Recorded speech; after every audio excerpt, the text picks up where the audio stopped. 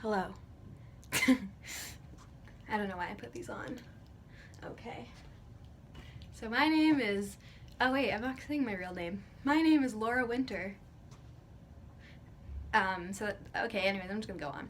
So today I'm just gonna talk about ADHD and obsessiveness. Now, I'm not confusing this with obsessive compulsive disorder, OCD, even though there are some like overlapping symptoms. Just because I have a friend with OCD and like she tells me some of like what I experience is similar to her symptoms, this video is mostly related to ADHD caused obsessiveness, and this is kind of more of like an awareness video, just how it affects my daily life, and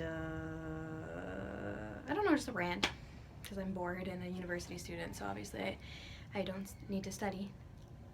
Okay, so anyways, so what I want to say is obsessiveness. A lot of people don't know that ADHD actually, it can make someone very obsessive, and when I say that, I mean I either put my all into something, or nothing at all. Like I'm an extremist, I guess I could say, and that makes you kind of like obsessive, because I'll either aim for like 100% on a math test or I'll fail. Literally, I was getting like 96 in calc in high school, and then I decided I didn't like chemistry, so I got like a 50 or like a 48, like I barely passed or something like that. So it's just like, it's kind of like an extreme thing. So I'm either like on one end of the spectrum or like the complete opposite end of the spectrum, which is kind of shitty. So now I want to relate this obsessiveness to relationships.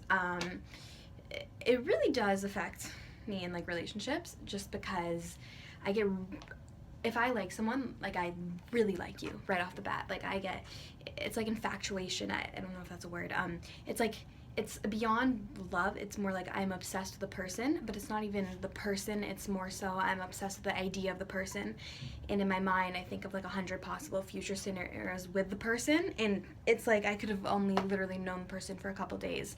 And in my mind, we've been dating for months. And like I'm already, okay, this is gonna make me sound crazy, but I'm already like picturing like our marriage and our kids and them meeting my grandma. And it's messed up. And like that's what I don't like.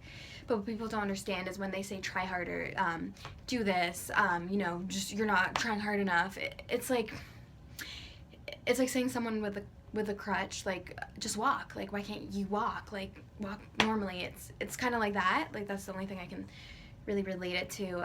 It's like the harder I try, the more I want it, the more obsessed I get about it, the more I stalk them, the more crazy scenarios I have in my mind that they're cheating on me or seeing other girls, even though we're not even in a relationship. And like, that's kind of what happened to me recently. I really liked this guy and he really liked me back, and we like we really liked each other, and like it was going really well, and then just things changed and I got a little bit too obsessive. I liked all his profile photos and his Instagram, and I would just stalk him a lot on Facebook, and I tried really hard not to be creepy, but it happened. And the thing is, I knew before getting interested in him. I told my friends, I'm like, guys, I'm so scared. Like, I'm like, guys, I'm so scared. Like, I don't want to talk to this guy because I'm scared I'm going to get obsessed. And because I just know myself pretty well. And I'm like, honestly, I'm going to get infatuated and like obsessed with the idea of him. And I won't be able to focus on my studies, which is primarily, obviously, why I go to school, right?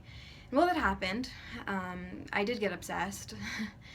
And it's funny, and I asked him, like, when he stopped showing interest in me, I'm like, what happened? Like, why did you stop showing interest? And he's like, you just seem possessive and obsessed. And I was like, I'm kind of laughing to myself, like, it's bittersweet, but I predicted it, it happened, at least I'm in tune with myself, right?